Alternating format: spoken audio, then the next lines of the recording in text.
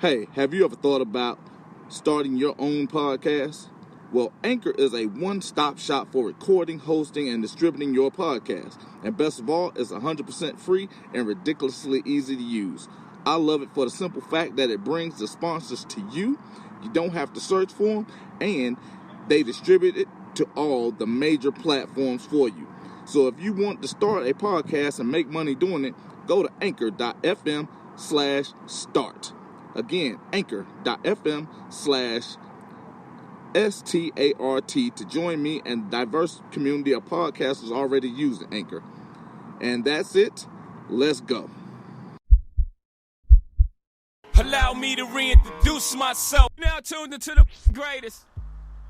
Welcome everybody to another episode of the Supreme Decisions Legal Minute Podcast. And today I want to give a great shout out to Philip. He is the sponsor of today's episode. Now I'm going to get right into it because this is one that's kind of near and dear to my little heart. And the reason why I say it that way is because it's about criminalizing life for profit.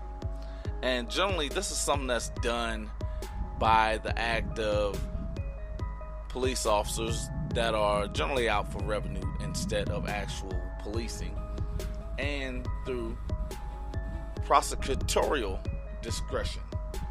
And what I mean by that is that prosecutors that are cherry-picking cases, and their discretion right now is one of the greatest threats to American society as a whole, because you often hear me say that it's not a war on actual skin tones. It's actually a war on poverty. It's a war on the poor. It's a war on the disenfranchised. It's a war on those that are not in a position that can help themselves. It's a war on the weak. It's a war on the mind.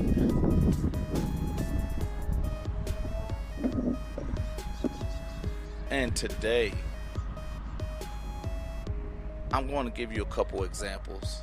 I'm also going to talk about a couple of things that may or may not be relevant in your life. But nonetheless, we're going to talk about them. And when you see this or hear this or watch this or however you're going to do it, you're playing it on your radio, you're listening to it on YouTube or some other platform, I want you to leave me a comment. It might take me a while to get back to you, but I'm going to get back to you because I often don't get notifications of those comments. But I do want to hear them. I want to read them. I want to see what you're thinking about. I want to see your take on what it is that I'm talking about. I want you to be engaged.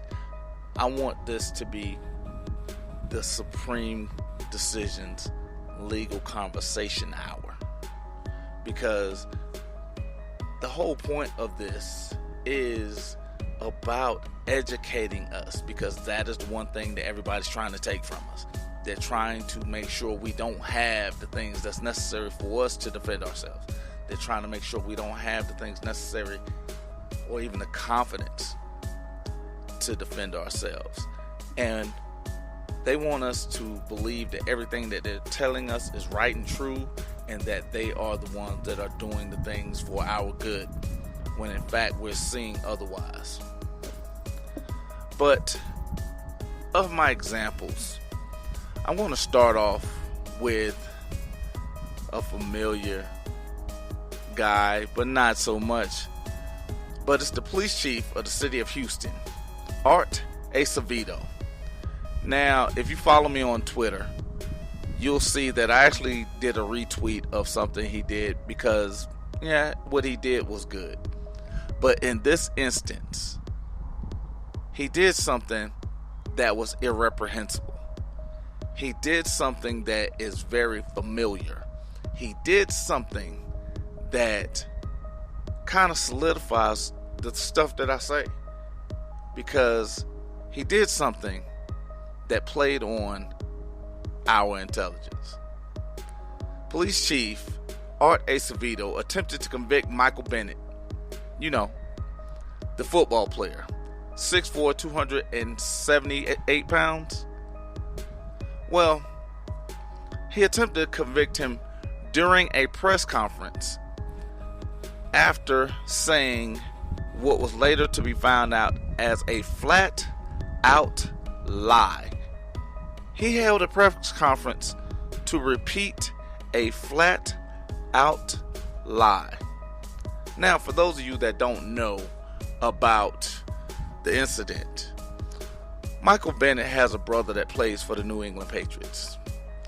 And right after the New England Patriots won the Super Bowl, not the last one where it was like 13-9, the worst Super Bowl ever, but their previous win, Michael Bennett, right when the game was over, ran through the tunnel and ran out onto the field to congratulate his brother.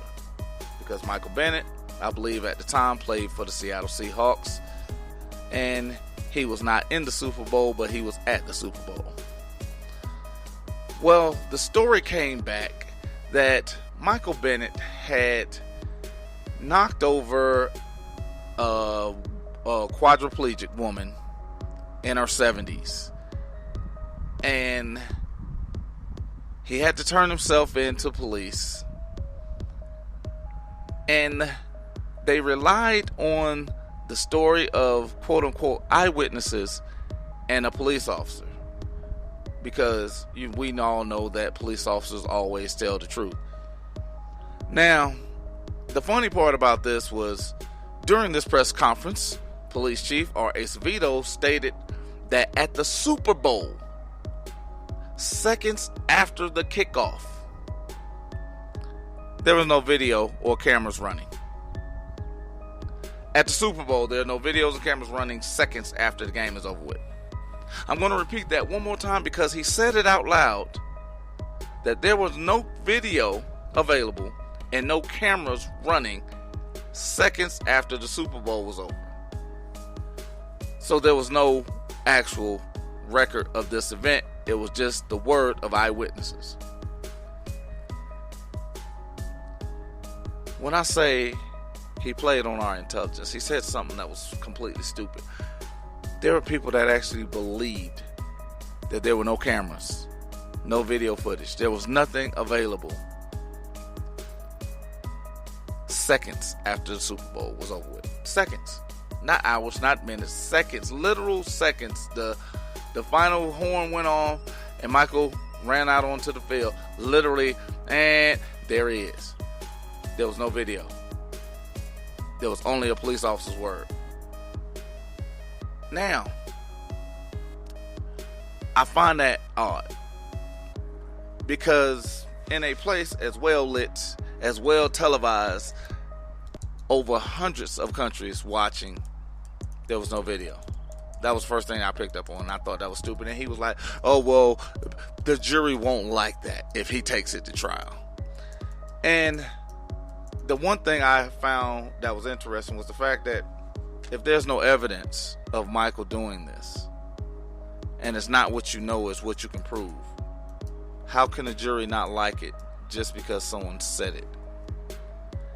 But that is a tactic that police officers often use because they don't know how to solve cases. I think I actually put that in a couple videos, because they're not trained to solve cases. It's not about the truth. It's not about justice. It's not about your side or any of that. It is about revenue.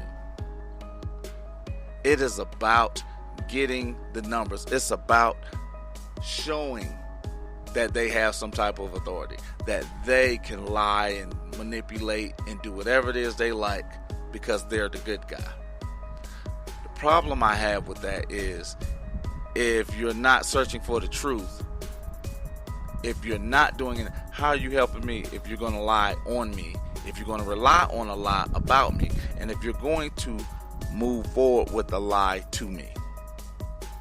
How are you the good guy? Now, I would love to believe that's an isolated incident. I really would. But then I have to go and think about other instances of prosecutorial discretion where they were cherry-picking their opponents, cherry-picking their prey, cherry-picking the lives they wish to ruin. I have to think of other instances. And then, oh yeah, my case.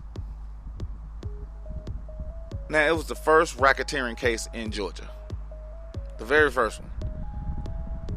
Was I ever the first racketeering defendant? No, by no stretch of the means. But I was the first one tried under the new quote-unquote law. The new statute. Along with my brother Elishua and also my brother Gib. Now, myself and Elishua, we represented our own interests because we didn't believe that our values should have been placed in somebody else's hand. Our lives shouldn't have been placed in anybody else's hand, because nobody loves me more than I love me. So therefore, no one can defend me other than me. Because once I die, I'm the only one that can answer for me. So guess what? While I'm living, I'm the only one that's going to answer for me.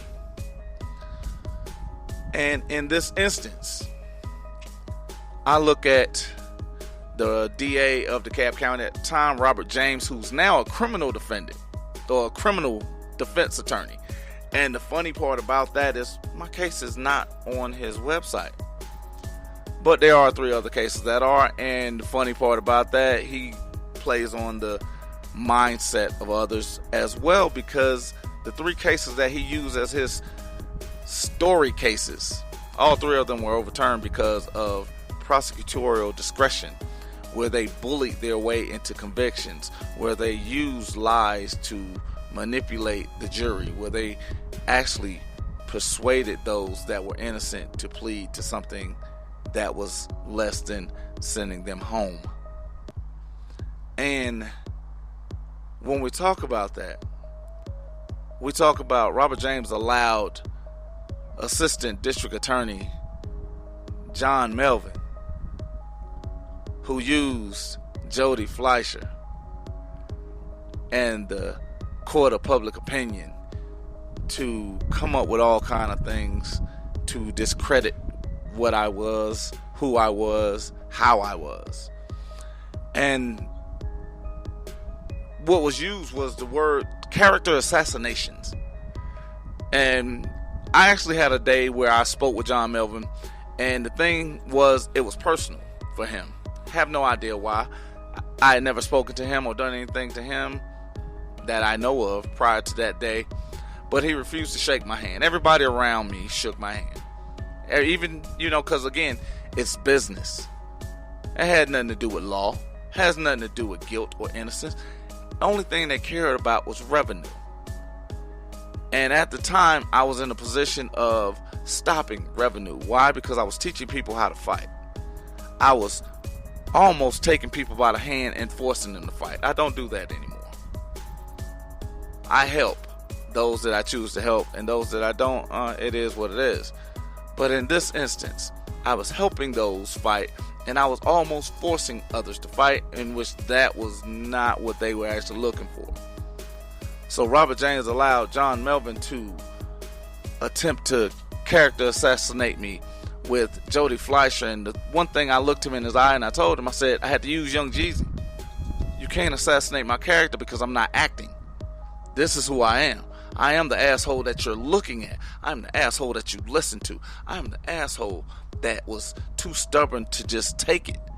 You're not just going to say anything to me. I'm the asshole that don't listen to a lot of stupid. My level of stupid tolerance is very, very low. So you just can't say anything to me and it just ride off. And it's easy. It's cool. We're good. No, you're not going to say stupid shit to me and it's okay. You're not going to threaten me and not expect a repercussion. You're not going to be saying anything about me and then not expect me to return the favor.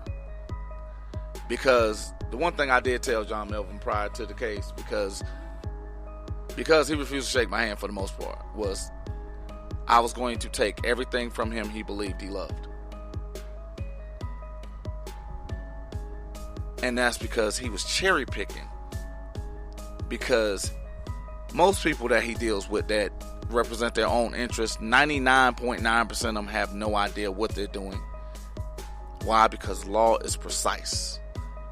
Law is exact, which is why I teach verbiage, which is why I use V instead of verses, which is why whenever I illustrate probable cause, which is why whenever I talk about taking the contract apart, citation, the verbiage I'm using is one of exactness. It is the one that they are trained on. It is what they have as a guideline. It is what is spoken in each and every courtroom across this country. That is what I'm giving you. And I keep it about law. I keep it about justice. I don't give a shit about their profit. And the only thing that I want you to understand is the nature of the beast never changes. They act as cogs of the machine. They keep the wheels spinning because they don't know anything else, because they believe what they're doing is correct. But the problem is, the one thing they've vowed to uphold and work towards, they choose to work against. And the second they do that, the second they infringe on what was given to me, not by them, but by God, I got a problem with that. And as you know, when John Melvin lost the case against us, the first thing he did was lose the things he believed he loved, and one was a judgeship in Georgia. I'm going to say that one, he lost the one thing he wanted all of his life, which was a judgeship in Georgia. I was able to take the thing he believed he loved. All he had to do was beat me. But he was not able to do it because I stood on law. I stayed exact. I stayed within the confines of justice. I didn't care about my side. No one cares about my opinion. No one cared how I viewed the world. And that's cool, because none of that has anything to do with law or their procedures. The only thing I cared about was what was violated, who violated it, and what was going to happen after the violation. Because I was born to fight, I was bred to fight. And if you look at me, you understand why I fight. And these are the things that I want to illustrate to you, because just like standing, you can't stand for someone else. Everyone has to stand on their own. You have to stand up to the criminalization of life for profit. When these prosecutors are cherry picking these cases, they are choosing people they feel are weak. The question is, are you weak? They're choosing people that they can inconvenience. The question is, are you going to allow them to aggravate you? They're choosing people they feel they can manipulate. And with me, when you're talking about manipulation, the question is, are you good enough to make me lose focus? Because generally when I'm dealing with this, law has no emotion. So therefore I can keep my emotions out of it. And generally that's how they get everybody. Because everybody wants to be heard. Everybody wants to just, you have to know why. I have to prove this. If you're the defendant, you ain't got to prove shit. That's why the accuser has to have probable cause. The accuser has to have grounds. The accuser has to have standing, not the defense. The defense just has to show up. The defense just has to fight. That's why it's called defend. You're the defendant because you are fighting. You are defending what was given to you because someone's trying to take that away from you. And if you choose not to defend, you also choose not to complain. You're saying it's okay for them to do this. You're saying it's okay for them to, you know what, I'm going to say, it's okay for them to get money out your pocket because that's all they want. And to me, I've been robbed before. But the thing is, when I was robbed, the dude actually had enough respect to pull a pistol out on me. I appreciate that. Because I wasn't just going to give it to him. He had to show me he was serious. And guess what? The little money he took wasn't worth my life. And the whole thing is, I can't give it to nobody. I just can't. Even whenever I was doing the racketeering, I can't give it. I can't give you 15 years. I can't give you 20 years. You know what? I can't give you 20 more minutes. You can take it, but you got to pay me whenever it's over. Because we're going to have a conversation. Because the one thing I don't do is I don't talk to children. I talk to the parents. So when I'm having a conversation with a police officer, that's a child. I'm talking to an adult because I'm a grown-ass man. So therefore, when I go to talk to a police officer's parents, I'm going to federal court. We're going to have a conversation with a federal court judge. And guess what? My track record shows that. Because it's not one time. It's not two times. It's every fucking time. Why? Because if you deal with me, you know we're going to fight. You writing a citation, you know we're fighting. That's your contract. I'm Floyd Mayweather. Let's go. I'm willing to put my undefeated record on the line. Let's go. Because at the end of the day, if you don't fight, you're telling them it's okay to continue doing the things they're doing. You're telling them it's okay to continue cherry picking. You're telling them it's okay to do the things that they swore not to do. And not to get too far off of Houston, and I'm actually going to pick on Houston a little bit, because you got Harris County and Fort Bend County, and right now we got a new DA in Fort Bend County down in Houston, Texas.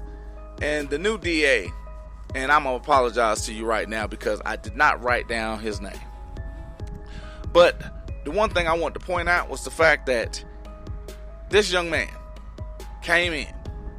He fired 40 staff members. He got rid of most of the prosecuting staff. He's that guy. He came in, he did what Magic Johnson wanted to do with the Lakers. But guess what? We coming back. But that's not here nor there. But this young man came in, he cleaned house because he wanted to make sure that the DA's office, who had the reputation of being corrupt, who had the reputation of being slack, who had the reputation of not being the right people in office, he wanted to get rid of that. But now we're going to talk about a couple of his cases. Because this young man has a group of people that he brought in to push his agenda. And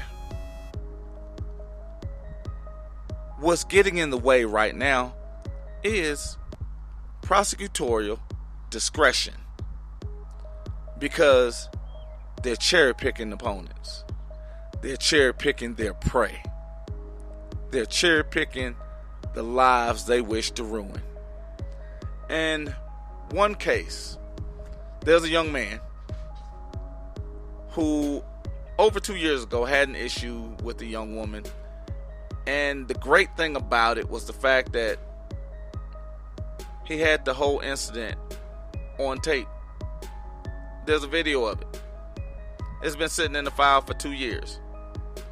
And originally, because people watched the video, the case was dismissed. Nothing was thought of it. But this young man, new DA in Fort Bend County, decided that he was going to let his team take a run at it. Why? Because they're pushing his agenda. So now what these young people do, they come in and they issue a felony warrant for this young man who's in another city. Doesn't even live in Houston. He's hundreds of miles away. And he has to come in. And the first court appearance, and notice I said first because there was 3 that I know of at this moment. And the question that was asked was, okay, you want me to take a plea? right? Because they didn't ask about anything other than taking a plea. Take a plea. We need a conviction on the record. Take a plea. This young man's attorney asked, have you seen the videotape? That was the first question. Why? Because it's been sitting in the file for over 2 years. And it was originally the reason this case was never prosecuted. But they're using this young man's agenda because they're pushing it, because they're picking their opponents. They're picking their prey. They're picking the lives they want to ruin. And the problem was they never opened the fucking case. But they wanted him to take a plea. He refused to plea. He asked for a jury trial. They asked for a continuance. He granted them an opportunity for the continuance. And yes, they had a continuance. 30 days later, Fort Bend County DA allowed their assistant DA to push his agenda. And still, they had not watched the tape showing that this young man had not committed a crime. And at this point, they hadn't even spoken to the person that was supposed to be the victim. I'm going to say that one more time. They had no victim. They had a videotape that they had not watched in a file to which showed innocence. But they wanted him to travel hundreds of miles, multiple times, to take a plea. Why? Because it's not about law. It's not about justice. It's only about profit. And they are just cogs in the machine. Why? Because they are criminalizing life.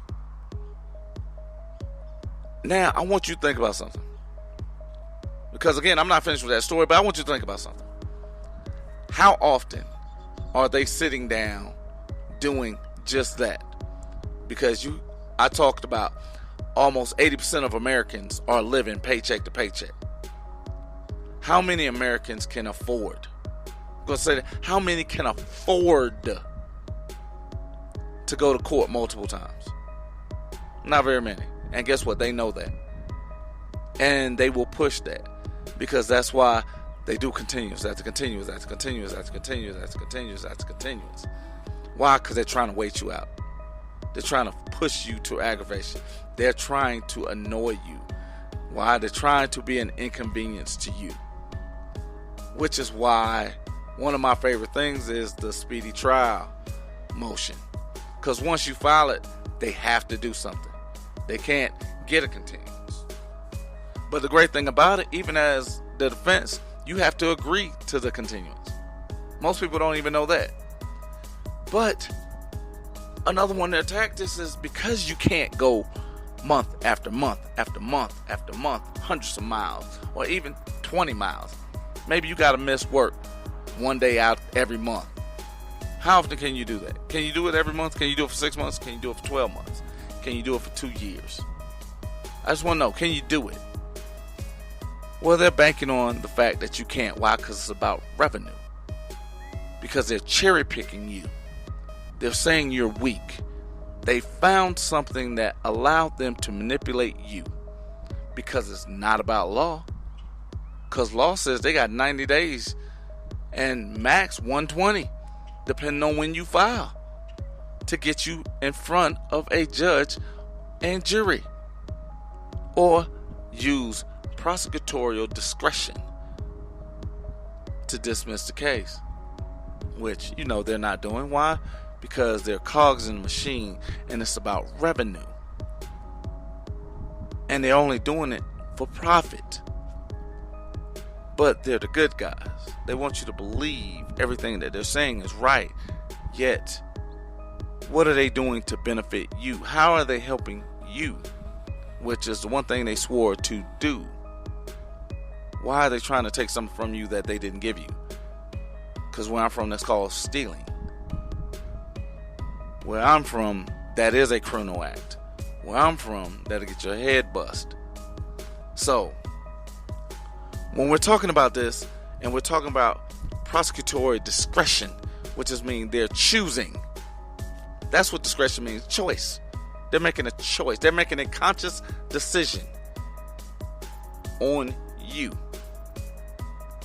And in this, even after these young people in the DA's office in Fort Bend County viewed this tape and saw that this young woman had lied in an official police report, they managed to contact her. Alright, so let's go. She didn't support the story that she gave. She actually gave a different story. The problem was there was other audio that was available. So this is why I talk about getting any and all video and audio that's available. Because the audio illustrated that she had lied. Even the audio. And audio was from a different person who admitted they had lied. And they still wanted him to take a plea. Why? Because they wanted a conviction on the record, and they cannot say that they were wrong, because if they admit that they were wrong, they are under the guise of harmless error, to which they are liable, because they don't have the protection of harmless error because they were wrong. Once they admit they're wrong, they are liable civilly to him. But I don't think that stopped him, because he got to continue this. They wanted a plea, had a young woman that lied, had proof of the lie on audio and video, but they still looked for a plea because they can't admit that they were wrong. They need him to be wrong. They need him to be guilty. They need him to pay. Although he didn't do anything. Which is probably why 67% of all convictions that are overturned are done because these people were in no possible means guilty of the crime to begin with. So when you're looking at the fact that every time a police officer makes a decision, 2 out of every 3 times the police officer makes a decision is wrong. Do you really want to trust that? If you're wrong 67% of the time, why am I listening to you? I can't have a dude putting up baseball numbers telling me anything. Why? Because I can't trust anything you say or do. Why? Because you are not consistently right. You are not consistently in the good. You don't fall in those categories. And I actually had a conversation with another young man, because I'm actually going to go back to Houston. I'm going to go back there because, again, I told you I'm going to pick on them a little bit, because, again, these cases come from all over the country, but Houston is where I'm at today. And this young man in Fort Bend County as the DA who has his people pushing his agenda. But I'm actually going to get a little biblical for you real quick. And the reason why is because I spoke with a young man, and he had an issue with criminals.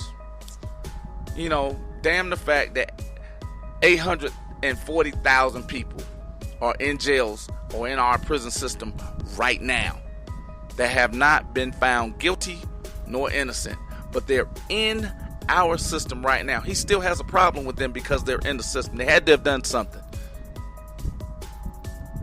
Damn the fact that 2 out of every 3 times a police officer does something, it's wrong. Damn all that. You don't care nothing about that. They have on the orange jumpsuit, they did something wrong. So, he also had a problem with the illegal immigrants. But at the same time, he was walking around with a Bible in his hand. I thought that was hilarious. You know, I mean, the most asshole-ish means of thinking that is hilarious. That is exactly what it was for me, because how can you have a problem with another human being and walk around with the Bible in your hand? That's the one thing that blew my mind. And I asked him, you know, do you believe? Are you a believer? He says yes. And I asked him, I said, well, what do you think about Jesus? He goes, he's the Lord and Savior, blah, blah, blah. Gotcha. All right. I said, well, would you have a problem with Jesus? He said, no, not at all. I said, you do realize Jesus was executed in prison because Jesus broke man's law, not God's law. Do you still have a problem with criminals? And he looked dumbfounded. I said, you remember Moses? He actually murdered a man for whatever reason, but do you still have a problem with criminals? Meshach, Shadrach, and Abednego, which actually were not their names because they were actually thrown in the lion's den. Why? Because they did not follow man's law. They refused to break God's law. And their thing was they were going to pray when God told them to pray. At the hours God told them to pray. At the time God told them to pray. At the means of when God told them to pray. But they broke they broke man's law. You believe what they were doing, but they broke man's law, so are they criminals? Do you still have a problem with criminals?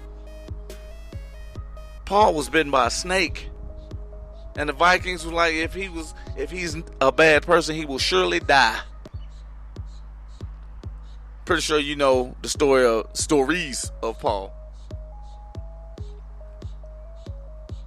Because yes, he did some crazy stuff. Yes, he did some things that were against man's law. Very few of them was in the actment of breaking God's law. But this young man, after having this conversation, he understood that criminality is understandable if you're breaking God's law, not man's law. Because man's law is supposed to be in harmony with God's law. Because man can't give you rights, only God can. So man cannot infringe on those rights. And when you're talking about prosecutorial discretion, that's exactly what's happening. Your rights are being infringed on. The rights that was given to you by God are being infringed on. The restrictions that were placed into the United States Constitution that each one of these bodies of government have sworn to defend and uphold, they are infringing on, because those are the ones that are in harmony with God's law. But their infringements are supposed to be overlooked. They're the good guys. That's what they tell us. They don't want us to see that they're the good guys, but they want us to believe it. And even in the Houston DA office in Fort Bend County, there was an instance of a young woman. Same prosecutor, same assistant district attorney, who wanted this young man who there was no evidence of a crime. She wanted him to plead guilty to an assault. There was a young lady that was also in front of this assistant district attorney. She dismissed her case. And to give you the quick backstory is that this young woman has at least twice since January 2019 laid her hands on a gentleman that's in her house. She has bruised this gentleman, who was also visibly bruised, in court, sitting beside this woman, where this assistant district attorney, who's pushing the agenda of the district attorney, stood up and said, we're dismissing the charges because she was probably defending herself. When in fact, this young woman was standing in the courtroom bragging about the physical assault that she had done. Now, I'm going to say this because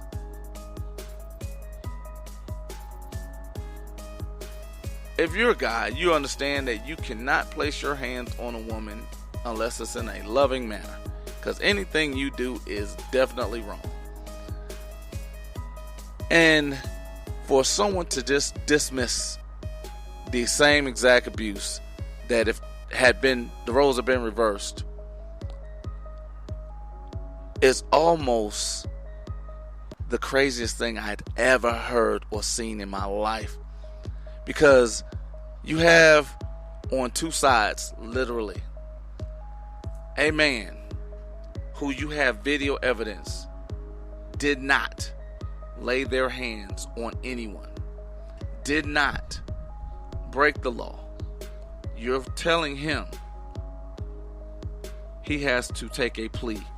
He has to accept punishment. He has to submit. He has to be weak because they're the good guys.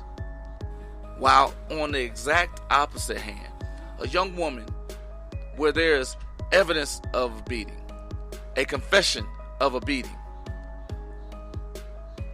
the love and illustration of this assault, and you're telling them, no, we don't want you, it's good, it's okay.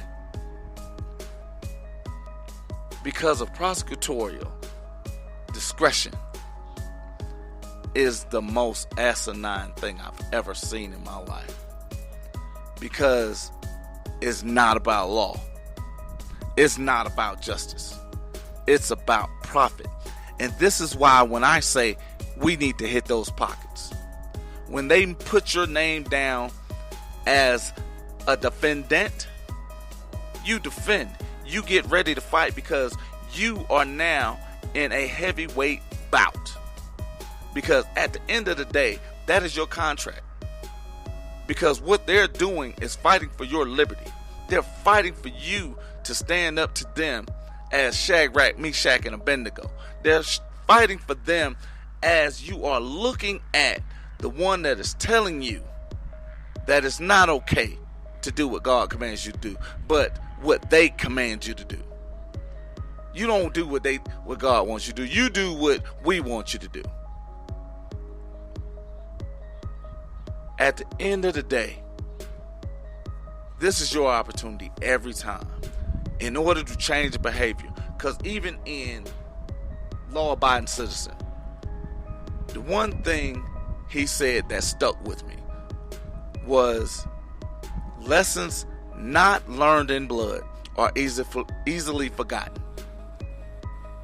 In order for somebody to stop behaving in a certain way, you have to imprint something on them, because the brain only remembers two things: pain and pleasure. You have to inflict pain on them. You have to fight back, because until a bully gets hit in the mouth, they're going to continue bullying.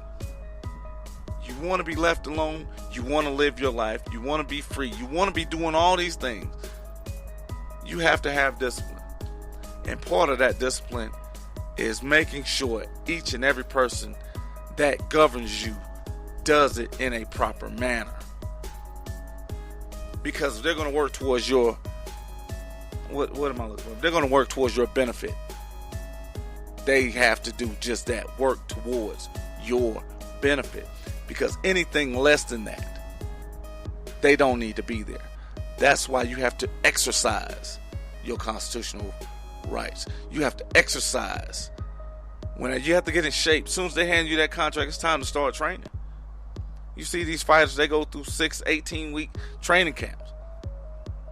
They do it 2-3 times a year. You don't have to do it 2-3 times a year, but you have to be ready to fight when it calls. My man Ruiz Jr. came in, knocked out Anthony Joshua with 4 weeks. He didn't need a lot of time. He just needed the phone call. Give me the opportunity to put me in the game, coach.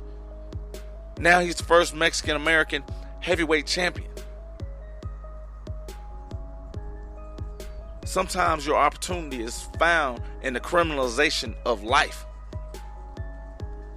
Their search for profit, their generation of revenue is set up through their prosecutorial discretion. It's also through those where they're trying to cherry pick and manipulate.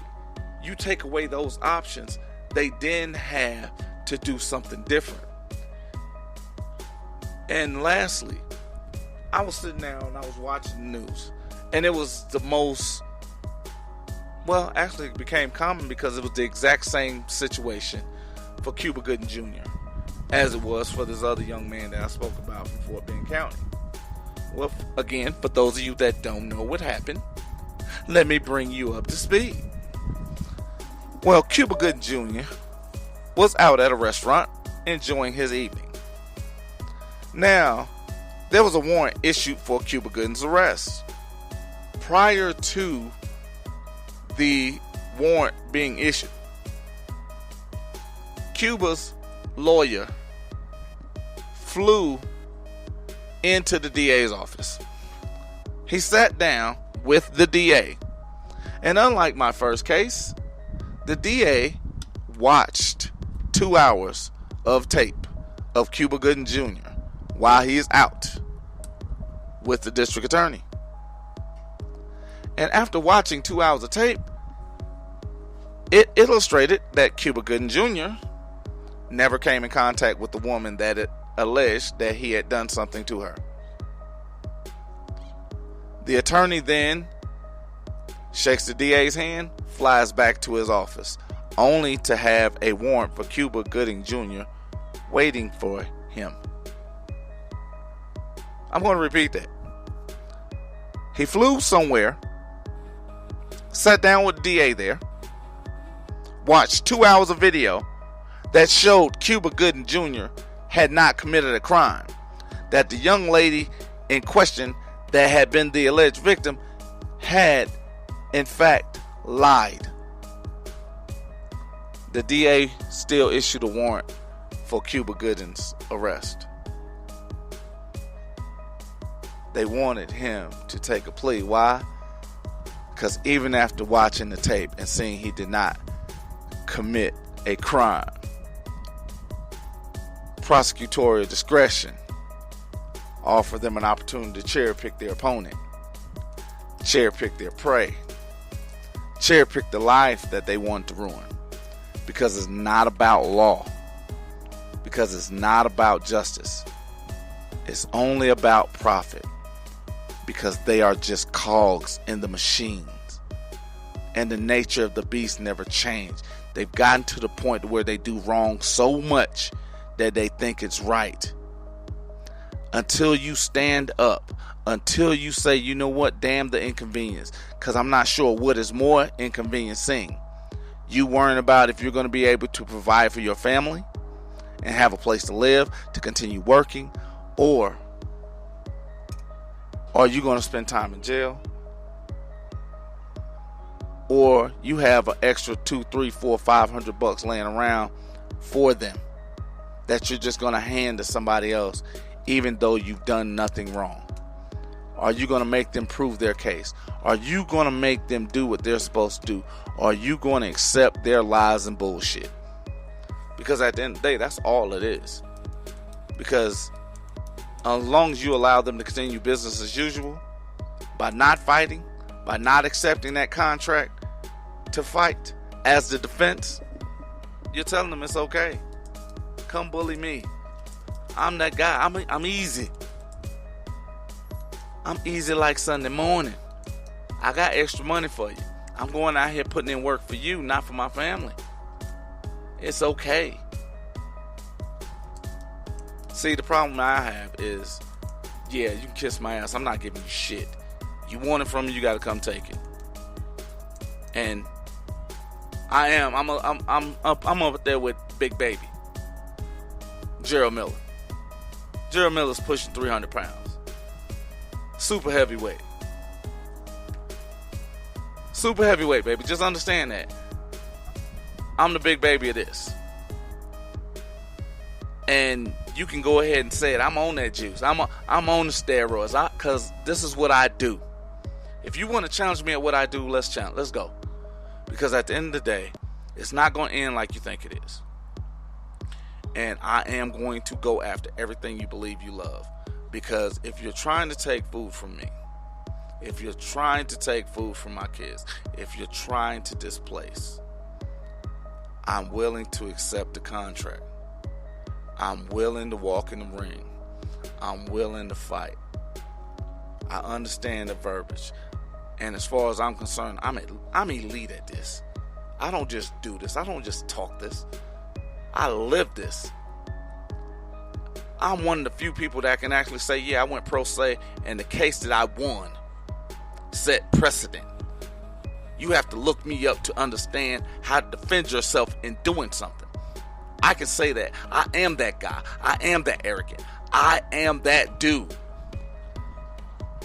The only thing is, I'm willing to fight. Maybe it's because I'm tired. Because at the end of the day, I grew tired of being stopped by police and just being thrown in jail with no reason. I got tired of people just saying that you got to give me something just because. Because at the end of the day, fuck you. I'm not going through this. I'm not out here working for you. I'm not going to touch you, you don't touch me. I'm not going to raise my voice to you, you don't raise yours to me. I'm not going to stick my chest out to you, you don't stick yours out to me. If you do your job properly, you never have to deal with me. And if you do have to deal with me, understand that at least one person is intelligent in that conversation. And I'll let you try to figure that out. Because if you have to ask the question, I'm that answer. I'm that dude. I don't say that because I'm arrogant. I say it because it's the truth. I say it because I've lived it. I say it because I've done it. I'm saying it because I do it. I'm saying it because I understand iron sharpens iron. I'm saying it because I'm not the only one that needs to be out there on the battlefield. It needs to be more than 5% of people fighting back. It needs to be more. If we want change, it has to be more. Leonidas walked up with the 300. Sonny Perdue referred to us as the 300. Because we didn't need a whole bunch of people to start the fight. But we will need the army to finish it. Because we wanted change. We were tired.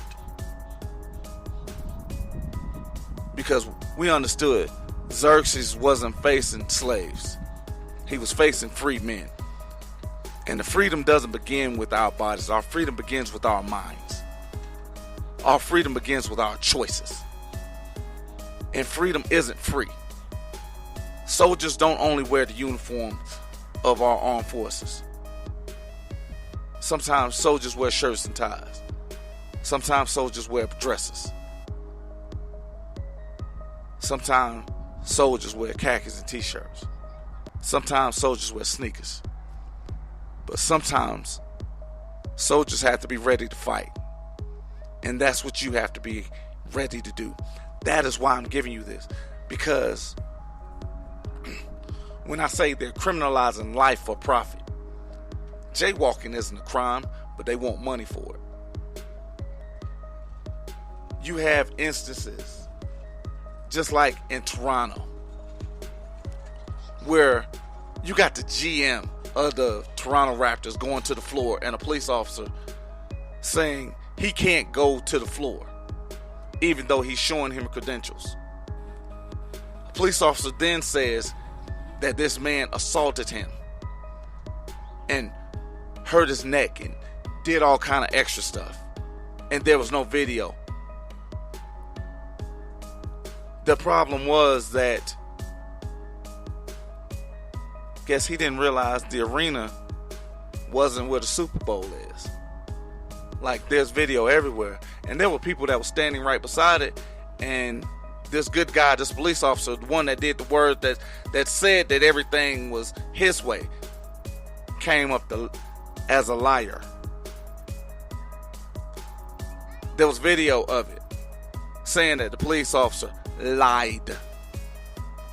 Just like when I did a video on my Facebook page, which I spoke about once before, which is Supreme Decisions on Facebook. And I spoke about the Arizona police officers. I also spoke about several other police officers during that murdered people. And I do mean it the same way I just said that.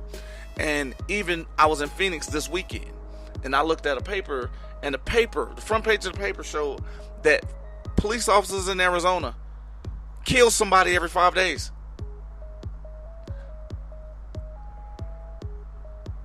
The one thing all of them had in common was all of the police officers lied in their report. And you hear me being sarcastic whenever I speak about, and you're supposed to be the good guy. The reason we have things like the Freedom of Information Act, the Open Government Act of 2007, we have the right to film. And I constantly refer to them as public servants because that's exactly what they are. They're out doing public service. And I always talk about them not turning over video. Talk about them obstructing those that are taking video. They want a narrative that changes that, but they're not doing anything to change that narrative because all we see is bad. All we hear about is bad. All we see in these police reports are lies. Just like I want the change for us to fight back, and they want the change for us to actually believe them. They have to show us that they're doing the right thing. They have to turn over tapes. They have to turn over and remove officers that are not doing the community any good. Philadelphia has taken a huge step towards that by releasing 70 officers. I commend them for that, because they're trying to change the narrative. We also have to change the narrative by fighting back, because that is another way to shine light on this. That is a way for us to keep our freedom. That is another way to show them what they're doing is not correct. That is the way we make them bleed. That is the way we issue the pain that is necessary for them to change their behavior, because that is implemented on their brain. Because even one of the police officers that was involved in my case, he had been sued, and that was the one thing that allowed him to do each and every aspect of my arrest by the book. It was one of the most commendable things I had ever seen in my life. I actually wrote a letter to his police sergeant. Now, I actually believe it was Richard Roundtree, and if it wasn't, it was Ronald Strength. I can't remember which one I sent the letter to, but at this time, that young man had did everything he was supposed to do. I think it was Strength, but that young man did everything that he was supposed to do by the book. And if I'm going to get in the police officer's ass for when they're doing something wrong, I have to commend them when they do the things right. And the thing is, he learned because someone showed him pain. Someone made him bleed. They showed him what he did was wrong. This is how you have to teach them. You have to teach them by fighting back. That is your choice. You have to believe that the law is written for you. Are you going to stand in the fire? I actually said Lions Den earlier, but it was in the fire. Like Shadrach, Meshach, and Abednego, which again was not the names to answer to. Are you going to stand and believe on your principles? Are you going to open your mind to understanding that in order for your freedom to be exercised, you have to be willing to fight. You have to be willing to accept a contract to fight. You have to be willing to get in the ring and not care about your side, but only speak law. Let the one thing that's supposed to shine, shine. That's all I got for today. I love you guys. Keep flowing. Let's keep growing and keep donating. Talk to you soon. The shaking colossus.